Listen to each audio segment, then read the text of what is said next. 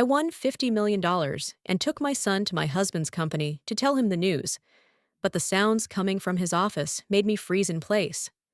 My name is Kendra Miller, and at 32, if anyone asked me what my life was like before that Tuesday morning, I would say it was ordinary to the point of suffocating. My husband, Preston, was the director of a small construction company in Charlotte, North Carolina.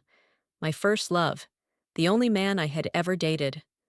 We had been married for 5 years and had a 3-year-old son, Jaden, who was my sunshine, my entire world wrapped up in 40 pounds of sticky fingers and carefree laughter. Since Jaden was born, I had quit my job at a medical billing company to devote myself entirely to raising him, managing the house, and building our small home in a modest suburb outside Charlotte, where the streetlights flickered, the sidewalks were cracked, but the rent was affordable. Preston handled the finances with the confidence of someone who believed that understanding money automatically made him superior to those who did not. He left early and came home late, and even on weekends, he was still busy with clients and closing deals, driving all over Metro Charlotte in his pickup truck that reeked of coffee and ambition. I felt sorry for my husband for working so hard without ever complaining, and I told myself I needed to be his solid support, the place he could lean on after struggling with the harsh world. Sometimes Preston would snap under pressure, snapping at me over small things like dinner being too salty or Jaden's toys scattered across the living room. But I stayed silent and let it go. I thought every couple had their ups and downs. As long as they loved each other and cared about their family, everything would be fine. Our savings were almost non-existent because Preston insisted the company was newly established and all profits had to be reinvested. I trusted him without the slightest doubt, the way I had been taught that good wives should trust their husbands, even when a voice in the back of my mind whispered that maybe I should ask more questions. That Tuesday morning, soft sunlight fell over Charlotte, streaming through the kitchen window where I stood washing the breakfast dishes while Jaden played with Duplo blocks on the cheap foam mat in the living room, humming along to cartoons that taught him colors and numbers in a voice far too cheerful for the real world. While wiping down the kitchen counter, I noticed the Mega Millions ticket I had hurriedly bought the day before, stuck on my shopping notebook next to Jaden's dried yogurt from breakfast. I had bought it at a small liquor store next to Kroger when I ducked in to escape a sudden downpour, and an old woman with wrinkled hands and a Carolina Panthers hat had pitifully asked me to buy a lucky ticket. I had never believed in those games of chance. They felt like a tax on people who didn't know how to calculate. But I felt sorry for her and spent $5 on a quick pick ticket. Looking back, I laughed at my own foolishness. It was probably garbage. But as if by fate, I pulled out my phone and went to the official North Carolina lottery website just as a joke, expecting nothing at all, ready to throw it away and forget this tiny moment of weakness.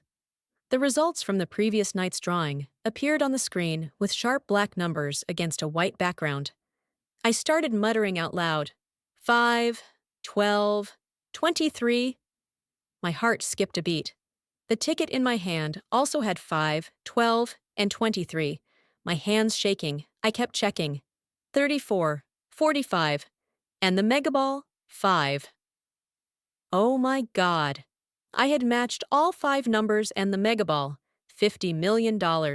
50 million! I tried to count the zeros in my head. 7 zeros. More money than anyone in my family had ever seen. More money than felt real. And my hands shook so badly that I dropped my phone. It clattered onto the vinyl floor, screen down, and I sank onto the cold kitchen tile, my head spinning, the world tilting on its axis. I really did win the lottery. The first feeling wasn't joy, but a violent shock so strong it made my stomach clench and my throat tighten. I took a deep breath, and suddenly a wild rush of excitement surged up from my chest like champagne bubbles, overwhelming and dizzying. I started to sob, the sound catching so hard in my throat that I had to cover my mouth with my hand so Jaden wouldn't hear and get scared. Oh my God, unbelievable luck. I was rich. My son would have a bright future, the best schools, college without debt, opportunities I had never even dared to dream of. I would buy a beautiful house in a safe suburb of Charlotte with good schools and sidewalks without cracks. And Preston, my husband, would no longer have to work himself to the bone. The burden of the company, the debt, the stress that made him snap at me, everything would be solved. He wouldn't come home irritable anymore, wouldn't look at me like I was just another problem to deal with. At last, we would be happy again, like in the beginning before life became complicated. I pictured Preston's face when he heard the news. He would pull me into a tight hug, overflowing with joy, maybe even lift me off the ground the way he used to when we were still dating. My love for him, the years of sacrifice and quiet support, might finally help him bring his big dream to life, building something that truly mattered. I couldn't wait another second. I had to tell him right away. I had to see his face light up with the news that would change everything. I grabbed my wallet and carefully slipped the ticket into the zippered inner pocket, where I usually kept pads and emergency cash. I picked Jaden up, and he looked at me in confusion at the sudden movement, his cartoon left unfinished. "Jaden, Mommy's baby, we're going to see Daddy. Mommy has a big surprise for him." He laughed and wrapped his sticky little arms around my neck, and I didn't even care that he was smearing syrup into my hair. I rushed out the door and called an Uber on my phone, my heart pounding so hard I could hear it. It felt like the whole world was smiling at me, like every red light turning green was the universe saying, "Okay, okay, go tell him." Me, an ordinary stay-at-home mom in North Carolina who clipped coupons and bought generic cereal, was now the owner of $50 million. My life, my family's life, a brilliant new chapter was beginning right now, today, in this very moment. I squeezed Jaden's small hand and whispered, "Jaden, our life has changed, my son. Everything from now on will be different." The Uber stopped in front of the small office building downtown, where Preston's company was located on the second floor. It was his dream, my pride. I had gone everywhere with him to handle paperwork when he first started the company, stayed up late helping him calculate those early contracts at our tiny kitchen table, my hand cramping from writing numbers while he paced back and forth talking about his vision. I carried Jaden in my arms, my heart pounding with excitement and joy, and walked inside. The reception area smelled faintly of coffee and printer ink, the familiar scent of an office whether you worked at a Fortune 500 company or a struggling startup. The receptionist, a young woman who recognized me from a few previous visits, smiled at me. "Good morning, Kendra. You're here to see Mr. Miller?" I nodded, trying to keep my voice steady but unable to hide the excitement bubbling up in every word. "Yes! I have wonderful news for him. He's in his office. He has a guest, I think?" She hesitated, glancing at her computer screen. I think so. But I haven't seen anyone go in. Should I let him know you're here?" "No, don't bother," I said, waving my hand and smiling so hard my face burned. "I want to surprise him. Just keep working." I didn't want anyone to interrupt this special moment between the two of us. I wanted to see Preston's face with my own eyes when I told him we had $50 million, wanted to watch disbelief turn into joy, wanted to be there when our entire future changed. I tiptoed down the hallway toward his office, my sneakers silent on the industrial carpet. The closer I got, the faster my heart beat, anticipation building like pressure inside a sealed box. I was about to see the man of my life, the one I had loved unconditionally despite his flaws and his recent coldness, and give him a gift he could never have imagined. His office door was slightly open, not fully closed, with a little light and sound slipping out into the hallway. Just as I lifted my hand to knock, I heard something from inside that made my blood turn ice cold and stole my breath. It was a laugh, breathless and seductive, sweet and intimate in a way that made me feel sick. "Come on, sweetheart. Do you really mean that?" The voice sounded familiar. It wasn't the voice of a business partner or a client discussing a contract. It was the voice of a woman talking to her lover. I froze, unease flooding my mind like cold water, rushing into a sinking ship. Sensing my tension, Jaden made a small sound. I hurriedly covered his mouth and signaled for silence, my trembling hand pressed against his soft cheek. With my other hand, I pulled him tight against my chest, shielding his small ears. Then I heard Preston's voice, the voice I had known in every breath, listened to for 7 years of dating and marriage. But now it sounded strangely gentle, persuasive, and intimate in a way he hadn't spoken to me in months. "Why are you in such a hurry, sweetheart? Let me deal with my backwoods wife first. Once that's settled, I'll file for divorce immediately." My heart shattered, truly shattered, as if something broke apart inside my chest, sharp fragments slicing into soft flesh. The backwoods wife? He was talking about me. His wife? The mother of his child? Divorce. I took a step back, shaking so badly I thought I might drop Jaden. Then I pressed myself into a corner, trying to listen to their conversation. Jaden, sensing my pain with a child's instinct, went silent and buried his face into my chest. The woman's voice came again, and this time I recognized her clearly. It was Sienna, the girl Preston had introduced as his best friend, the one who had come over for dinner many times, the one I had genuinely liked, the one I had trusted inside my home around my son. "What about your plan? Do you think it'll work? I hear your wife has some savings." Preston laughed. A laugh I had never heard from him before, sneering and cruel, completely foreign. "She doesn't understand anything about life. She lives tucked away in the house like a pet. She believes everything I say because she's too stupid to question anything. I already checked that savings account. She told me she used it all to buy life insurance for Jaden. Perfect. She cut off her own escape route." The sounds of clothes coming off, loud kissing, then obscene noises. The soft moans and shallow gasps that no matter how innocent I had been about my marriage, I understood their meaning with terrifying clarity. I went rigid, my whole body stiff.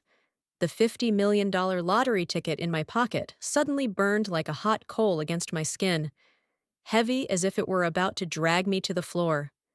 The joy from just minutes earlier had completely vanished, replaced by a bitter, filthy truth that stuck in my throat like gall. My husband, the man I had blindly trusted, the father of the child sleeping in my arms, had been betraying me right there in his office while I stood in the hallway holding his son. And this wasn't just betrayal. They had a plan to remove me, ruin me, and take everything. I bit my lip until it bled, fighting back the sob in my throat that could give me away. Tears streamed down my cheeks, hot and bitter, soaking into Jaden's shirt where he was pressed against me. What should I do? Storm in, cause a scene, scream, cry, and expose them? Suddenly, a strange calm washed over me, cold and clear like ice water running through my veins. If I rushed in right now, what would I gain?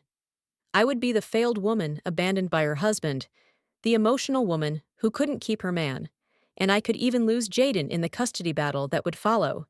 They would paint me as unstable, as the problem, as the reason Preston had fallen.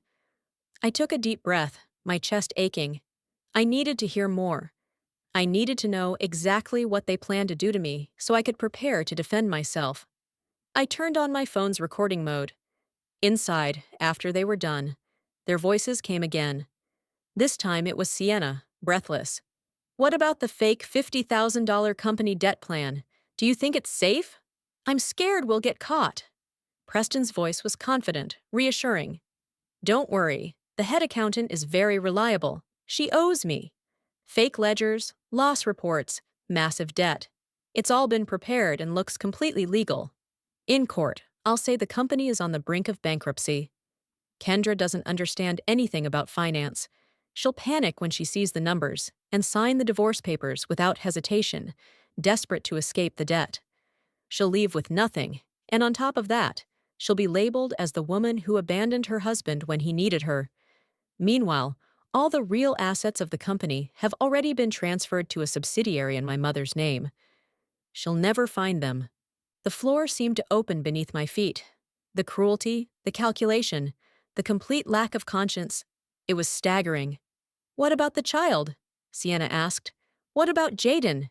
"Right now, the kid is with his mother," Preston replied casually, as if he were talking about rearranging furniture.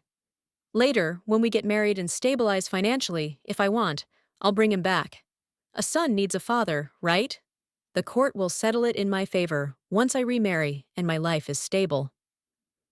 That last sentence struck whatever was left of my heart like a hammer. Even his own son was nothing more than a tool, an object that could be discarded and reclaimed whenever it was convenient. My tears stopped falling. A bitter cold surged up my spine, replacing the shock and the pain. The man in that office was no longer Preston, the husband I loved. He was a monster wearing my husband's face, using my husband's voice to plan my destruction. I looked at Jaden, asleep on my shoulder, trusting and innocent, completely unaware that his father had just calmly discussed using him as leverage. My son, forgive your mother for being so naive. But don't worry, I will not let anyone take you from me. I will not let anyone hurt us. I held him tighter, feeling his warmth, his steady breathing, the absolute trust he placed in me. The $50 million ticket in my pocket was no longer a lucky gift or a happy surprise. It was a weapon, a lifeline, my tool for survival and revenge. I turned and slipped away silently, like a shadow, my sneakers gliding over the carpet without a sound. I couldn't let them discover me. I had to get out immediately. I had to think. I had to plan. The receptionist looked surprised when she saw me leaving. "Kendra, you're leaving already? You haven't even seen Mr. Miller yet?" I forced an awkward smile, my voice trembling despite all my effort. "Oh, I just remembered. I left my wallet at home. I have to go get it. Please don't tell Preston I was here. I want to come back tomorrow and surprise him." "All right," the girl said, looking confused, but asking no more questions.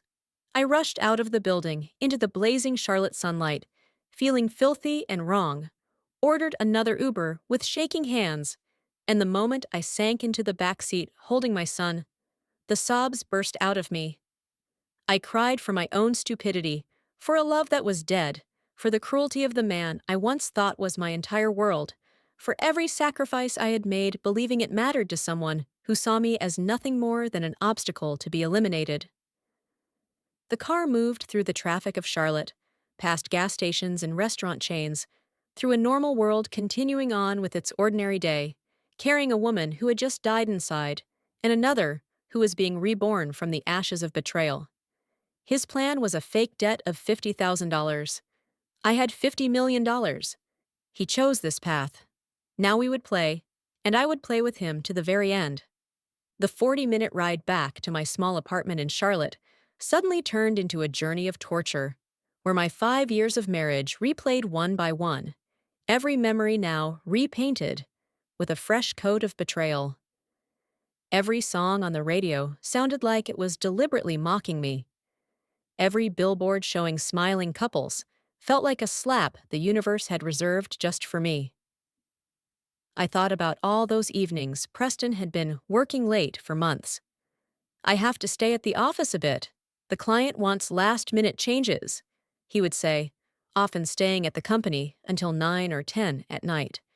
"I have to meet them to close the deal. We're at a critical stage." He couldn't disappoint them, not me, but them. The expensive dinners charged to the credit card that he said were client entertainment. The new perfume I had noticed on his collar, then reassured myself that maybe he was just trying to regain a little confidence to meet clients. Even the way he had suddenly started going to the gym regularly, coming home with a firmer body and skin still damp with post-workout sweat, things that once made me feel secure, thinking he was taking care of himself for his family. Turns out he was just making himself more attractive, just not for me. My phone buzzed with a text from Preston. "Meeting ran long. Don't wait for me for dinner. Love you." Love you. The two words that used to be my shelter, now drilled into my chest like two blades being twisted deeper with every second. How could he type those words with the same fingers that had just been tangled in another woman's hair? Our small apartment welcomed me with its familiar calm, but everything had changed forever in my eyes. The travel brochure advertising a beach vacation was still sprawled across the dining table, with pictures of romantic sunsets and couples holding hands along the shore, as if mocking me. Preston had once spoken enthusiastically about that trip, about a new beginning, about rekindling the marriage, and turning our family to a new page. Now, looking back, I wondered if those words had always carried two meanings that I was too trusting to see. I put Jaden on the bed, then locked myself in the bathroom, sat on the cold tile floor, and cried until my tears ran dry. Then I moved quietly around the apartment, like an investigator examining a crime scene. His phone charging cable suddenly appeared in the shared bathroom, disconnected from the outlet by the bed where we used to place our two chargers side by side. An unfamiliar suit hanging in the closet, the kind I knew for sure I had never gone shopping with him to buy. A restaurant receipt stuffed into his jacket pocket, the name of an upscale place downtown he had never taken me to. The wedding photo on the TV shelf showed two people so young they looked almost naive. I stared at the 27-year-old girl in the white lace dress, her eyes shining as she looked at the man beside her, as if he held the key to eternal happiness. That girl had no idea she was marrying a man capable of meticulously planning to shove her out of his life, the way one discards a leftover object. I collapsed into the kitchen chair, the same chair where this very morning I had been clipping coupons, counting every grocery dollar, believing I was building a safe, loving future for my son. Now everything suddenly felt ridiculous and foolish. I waited for the breakdown to hit, for the screaming, the denial, the panicked calls to friends searching for comfort. But none of that came. Instead of shattering, something else crept into my chest, cold, heavy, sharp, taking the place where my heart used to be. A thin but solid layer of ice began to form, sealing in the pain that was still bleeding. Instead of screaming, I felt another instinct rising, calm, calculating, and dangerous. I still couldn't tell anyone. The lottery ticket was my secret weapon, and the moment anyone found out, I would become weak. Preston would find a way to demand it back, seize it, use the courts, lawyers, and his charm to convince everyone that I owed him something. I needed someone I could trust completely. Only my mother could be that person. That night, when Preston came home with an irritated face, maybe because Sienna had demanded something, or because guilt was gnawing at him in a way he didn't even recognize, I played my role perfectly. "Honey, I think I'm getting sick. Can I take Jaden to my mom's place for a few days? I need to rest instead of passing this on to him." It was a test. If he said no, he wanted to keep me under surveillance. If he said yes, it meant he believed he had me completely under control, and my absence would give him more freedom with his mistress. Preston barely looked up from his phone. "Yeah, fine, go rest. I'm busy anyway." He handed me $100 as if I were receiving charity, and I took it with trembling hands, swallowing the shame because I had to stay in character. The next morning, Jaden and I took a Greyhound bus back to my hometown, leaving behind the image of poverty, of a wife so broke she couldn't afford anything better. My mother met us on her small porch, surprised and relieved, and I waited until that evening, when no one else was in the house, to tell her everything. My mother went pale, then flushed red with anger. "That bastard, how dare he? I'll go to Charlotte and—" "No, Mom," I cut in, gripping her hand. "If we make a scene now, I'll lose everything. I might even lose Jaden. But Mom, I need your help. You're the only one I trust." I took the lottery ticket out of my pocket and placed it in my mother's calloused hands. "Mom, I won $50 million in the lottery." Her eyes widened as she stared at the ticket, and then at my face as if I had lost my mind. "Kendra, sweetheart, you're—" "It's true, Mom, but I can't claim it myself. If Preston finds out, he'll take it all. You have to claim it for me. Keep it a secret. Don't tell Dad. Don't tell anyone. Can you do that for me?" My mother, who had worked herself to the bone her whole life cleaning houses and doing laundry, looked at the ticket and then at her daughter's tear-streaked face. She was a woman who understood betrayal, who understood what it meant to fight for her child. She nodded firmly. "Yes, I will. You don't worry. This will be known only by us and God. I won't let anyone take a single cent from you. Over the next 3 days, I explained everything. My mother would call the lottery headquarters, arrange an appointment, bring her ID, request anonymity under the law. I took her to open a new account at a small credit union in the neighboring town, a place Preston would never think to look. The money, about $36 million after taxes, would be stored safely there, waiting. When I returned to Charlotte, Preston barely noticed my absence, except to remark that I looked less stressed. He had no idea his world was about to collapse. I had become an actress worthy of an Oscar. When Preston made me sit down to explain the terrible news about the company's bankruptcy and his fabricated $50,000 debt, I cried and panicked exactly the way he had predicted. When he asked about my savings, and I said I had used all of it to buy life insurance for Jaden, I saw a flash of relief in his eyes. The relief of a predator who thinks his prey has been cornered. "I'm sorry," I sobbed. "Did I do something wrong? I just wanted to protect our son's future." "It's done," he said with fake disappointment, and I knew he was celebrating inside. When I offered to work at his company to help during this difficult time, he accepted with barely concealed pleasure. He wanted me there, under his command, where I could watch the bankruptcy charade up close, and where Sienna could freely humiliate me. For weeks, I played the role of a defeated wife. I cleaned the office, made coffee, endured Sienna's smirks and Preston's coldness, while my eyes and ears stayed wide open. I watched everything, memorized passwords, befriended Eleanor, the head accountant, who, turns out, was not a willing accomplice of Preston's, but another person trapped by circumstance, disgusted by his conduct, yet dependent on her paycheck. The day I finally gained access to the real accounting files, the goldmine folder showing all the money he had hidden, all the fraud he had committed, my hands shook so badly I could barely control the mouse.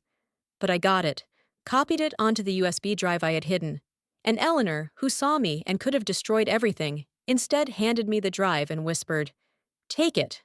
Consider that I didn't see anything. Use it wisely." I opened a new spreadsheet and began combing through every single cash flow over the past 2 years, every deposit, every dollar going in and out, leaving nothing untouched. My income appeared clearly like a silent indictment. The freelance projects I took on after hours, every small contract accumulated over time, the uneven bits of savings from when I still worked before staying home with Jaden. Preston's income, on the other hand, looked stable, exactly the way he always bragged. Stable on paper. When I added everything up, the number that appeared made me freeze. Nearly 60% of this family's actual income had been created by me. And yet, for years, he had made me believe I was only a dependent, the one who handled trivial expenses while he carried the family. I moved on to our joint savings account. The balance was just over $3,000, an embarrassingly small amount, the result of all those promises Preston used that he was investing in the company to lull me into trust. But there were still accounts he had no idea about. The emergency fund I had quietly built from spare change, the small investments from my earlier savings, a contingency fund I had set up long ago just in case something ever went wrong. For the first time in many years, I realized I was not completely penniless the way Preston believed. I had only pretended to be. I logged into the credit card management portal and stared at the list of cards that had been feeding his double life. The Visa with a $25,000 limit for expensive suits and disguised dates.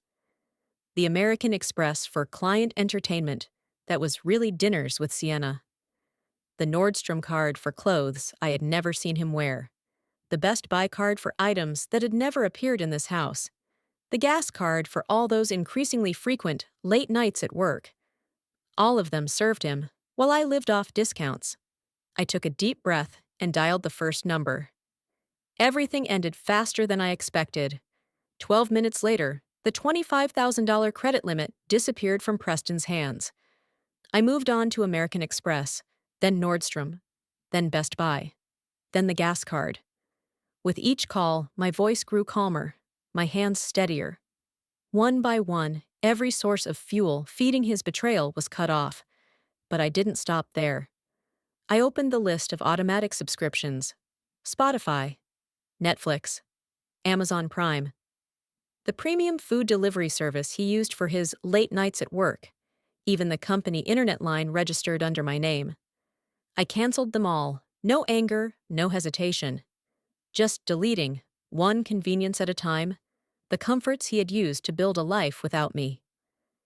After that, I called a local divorce law office, left my information, and requested an urgent appointment. I opened a new folder on my computer and named it Evidence, Bank Statements, Credit Card Bills, Cash Flow, Proof, Screenshots. Everything was lined up like chess pieces waiting for the day the board would be flipped. This would not be a simple divorce. This would be a reckoning. And Preston, still unaware, every door behind his back had already begun to lock, one by one. When Preston finally demanded a divorce, I gave the performance of my life. I laid all the evidence of the affair on the table, along with the divorce agreement my lawyer had prepared. I didn't ask for much, only the things I rightfully deserved. He signed the papers granting me full custody with no financial obligation. The house was mine, and he still thought he had won, not realizing he had just handed me exactly what I needed. The divorce was finalized in court on a stormy, rain-soaked day. The judge approved everything without a single question, simply because our divorce looked like a case of a husband abandoning a poor, weak wife with no power to fight back. Preston and Sienna walked away with bright smiles, free and victorious. They had no idea what was about to happen. The next 6 months were the sweetest revenge I could ever imagine, because I didn't have to do anything at all except watch karma take over with a little financial acceleration. With the lottery money, I gave $500,000 to Darius, Preston's former business partner, the man he had deceived the same way he tried to deceive me.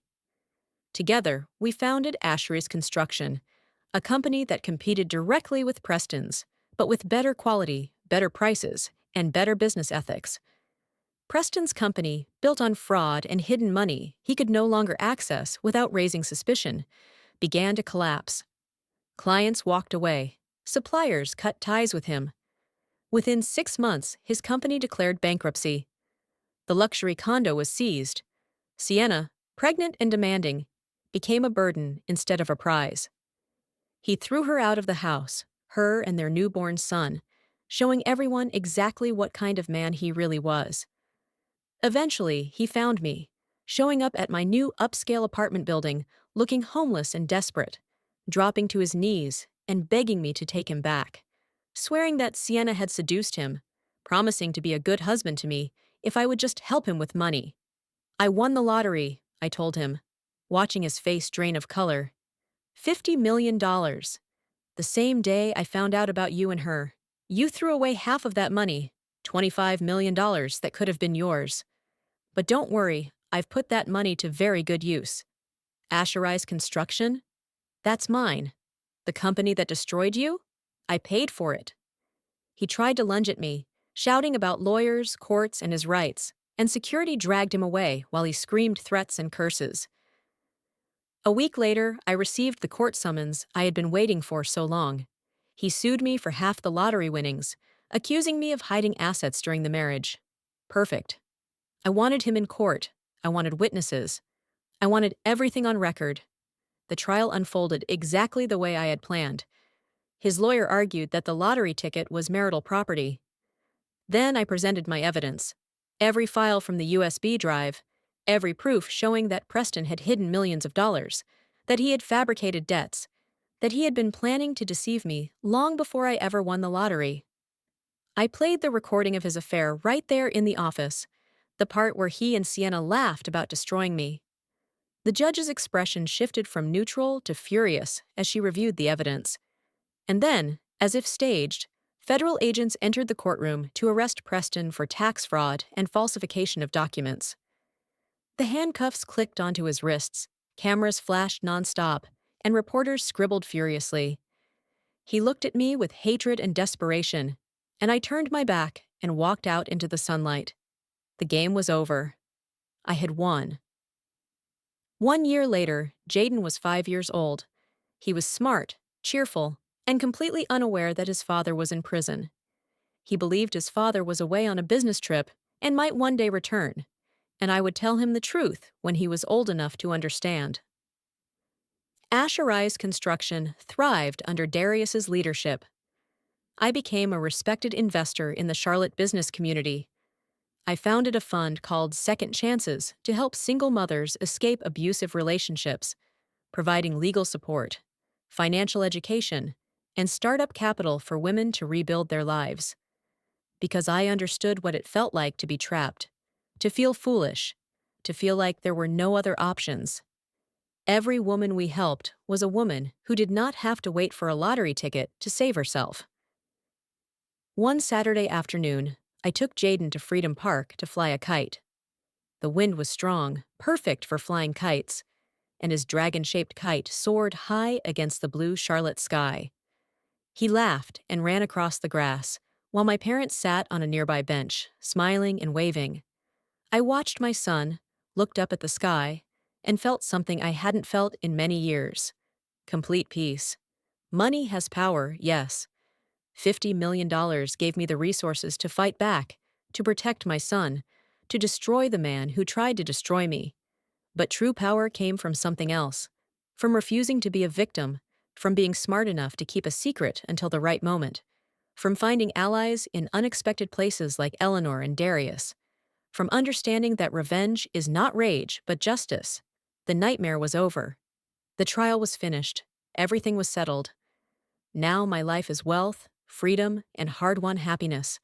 The happy ending I claimed for myself step by step, with patience, planning, and an iron will that only comes when you have everything to lose and nothing left to fear.